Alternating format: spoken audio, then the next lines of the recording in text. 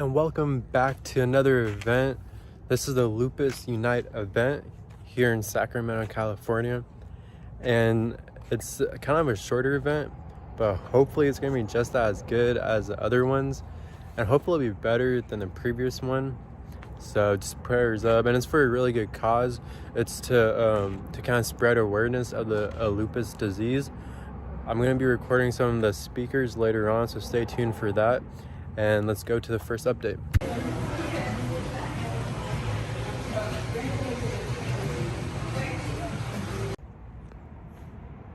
Alright, so as you can see, it's not bad. There's quite a good amount of foot traffic, and I'm inside, which is real nice with the AC and stuff. But I'm doing it a little bit different in this video, where since it's like a lot of people inside, I'm just gonna record and kind of cut in and out while talking to here. But for the 1 o'clock update, the first hour, it was all right. I mean, I had a good amount of foot traffic, and then I had 4 sales, but it was just getting started. So let's go to the 2 o'clock update. Hi everybody. This is my first time here. I didn't know I was going to speak today, so I'm not as prepared. I've been pretty much in the construction industry most of my life, and if most of you know how Hispanic culture works, we're not allowed to have mental health issues, and we're always labeled, as people with lupus, we're labeled as lazy a lot, because people don't really know, what we go through and our flare-ups. So I battled that for a few years, as far as myself to admitting that what it was, because it was so new to me. I'd never even heard of it until I had a spree of a few years where I was getting more tired, and I'm a construction worker in the Bay Area, and I commute from Dixon every day, so it's a long commute, but I see all these people doing it and working all these hours, and then I felt like I couldn't keep up with them. So I would take those, you guys know those 5-hour energies, little shots. I started with 1 a day, and then I was back to myself. Then after I got diagnosed with lupus, I was about 3 a day, about 3 5-hour energies a day, just to keep up with these guys. I didn't want to be seen as weak, or that I couldn't handle it. I was working 10 to 18 hours a day, and somehow these guys keep up. I didn't understand. And then once I started on my medication and everything, I was able to actually kick 5-hour energies, So I've actually been stimulant free for about over 3 years. So, and I quit alcohol as well. It was not helping. And then after all that, I was still getting flare-ups, and one of the biggest things is in our culture, and probably other cultures, is as men, we are the providers, and whenever I get a flare-up and I feel like I can't do that, or I feel less than, it really messes with my mental health. So my wife, my beautiful wife over there, has been very supportive and patient with me, kind of bringing me to terms with what this is. And last year I had to actually step away from my industry because I was getting so many flare-ups that pretty much I became a bad employee, because I had to be out for work 2 to 6 weeks at a time, and, countless times. But when I was at work, I was superstar. But when you're not, if you can't go to work, it doesn't matter how good you are.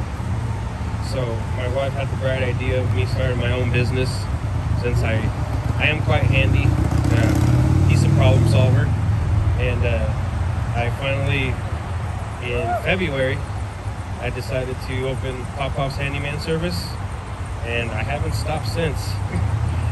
God has been good. He's blessed me with a lot of work and support. My kids have my back. My family, they're starting to come around, but it's hard, you know, especially because it's something they can't see.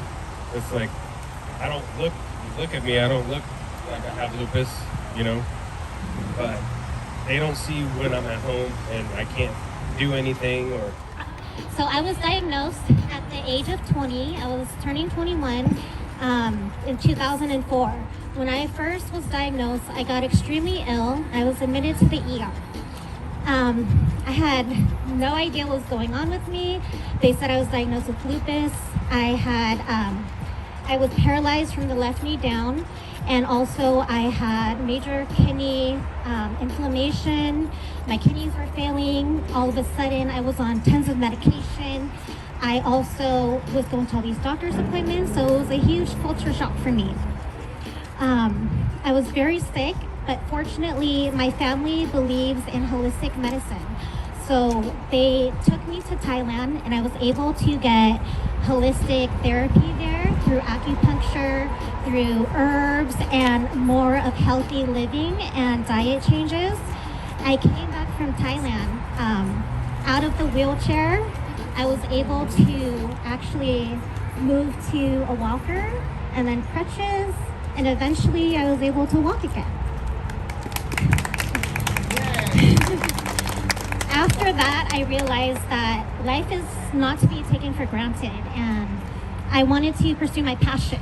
I've worked in the beauty industry all my life, and I wanted to go to the Fashion Institute to get my merchandise marketing degree. I then was in remission, so I was in a place where I can go out, I can pursue my career. I started out as a part-time makeup artist and was able to move up to a sales executive. But as we know, with lupus, stress is a huge trigger for us. When we are stressed out, our lupus goes crazy. And although I was a boss lady and I was living my dream, lupus was not happening.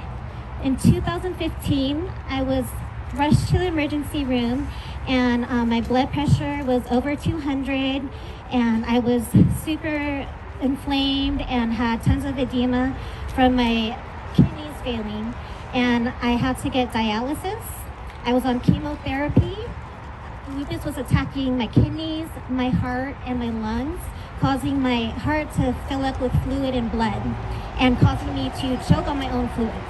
I was intubated 3 times. I was on IVIG treatments and endless blood transfusions. I know it sounds like a lot.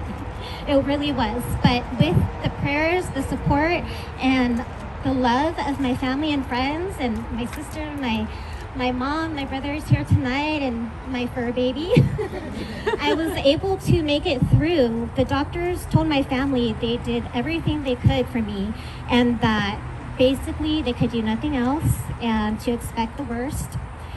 But somehow, with the grace of God and all the prayers from my family, I was able to make it through, and I was able to finally pee a little bit, which meant that my kidney function came back just enough for me to get off of dialysis.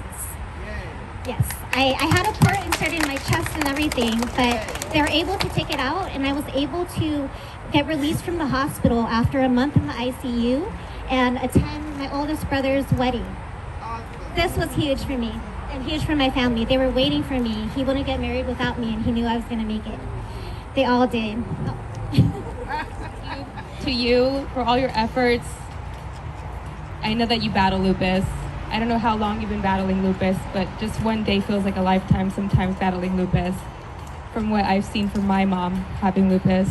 And I know that everything that you put forth today, going through what you're going through, just shows you how much you really want to fight and combat and spread awareness to lupus and do your part to unite lupus. And that's exactly what you've done today. So can everyone please give Brandy a big round of applause for all of her efforts. Yes, clap for yourself, because I don't know how you do it. I see my mom battle lupus every single day, and sometimes it gets worse and sometimes it's better. I am her primary caregiver, and I've been that way since I was 15 or so. At a very young age, I had to see my mom go in and out of the hospital, sometimes stay in there for months, because the doctors did not believe her, had no idea what was wrong with her, gave her the wrong medicine she was allergic to, and her life was almost taken from us at such a young age. So I had a wake-up call really young, and it almost feels like that wake-up call is there every single morning. And we turned that tragedy and that crazy experience, and we turned it into our purpose. We found strength in it every single day. We saw it as an opportunity to have a new opportunity, to a new blessing, a new start every single day, a new chance at life. So for anybody that's out there that battles lupus or caring for somebody with lupus, just know that you are so strong and that you are not alone, and that we love you and we care for you, and that know that God is truly looking down upon you and he's pouring into you every single day, and that he is here to say that you are here for a reason, and that power and that pain and everything that you're going through, I promise it's because it's for a greater purpose. So I hope you guys enjoyed the motivational speakers, and I hope you guys heard their stories out and heard their experiences with it. But that happened around like 2:30, and besides from that to the actual event, it's kind of stayed the same. Got like a little bit more sales, and I got one party interest. If you guys haven't noticed, there's been like party interest in the past. It's just gonna be like which one can I execute first. So I'm just like keeping my fingers crossed for my first catering request. And let's go and skip to the end. Let's go. And that's gonna end off this event. Overall, it was a pretty successful event. And if you haven't noticed, I'm wearing a purple shirt just for the event. They wanted people to wear purple colors just in support of the lupus disease. But I had some pretty big people coming, like big spenders coming at the end when I was cleaning up. So shout out to you guys for coming by. And it was way more successful than the last event. But like I said, like not all events I'm gonna make profit or even cut even. There's gonna be, hopefully not, but I'm sure there's gonna be more events where I'm just gonna go even. But hopefully that was like the worst that's gonna be.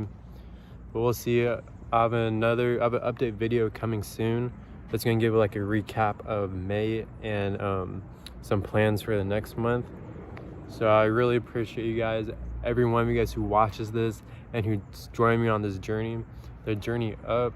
And let's go, man. Let's go. So I want everybody to get their left hand, put it in the sky. Yep. And I want you to say, more hope, less dope, sweet Mary J. You ready? 1, 2, 3. More hope, less dope, sweet Mary J. All right. If anybody has a raffle ticket,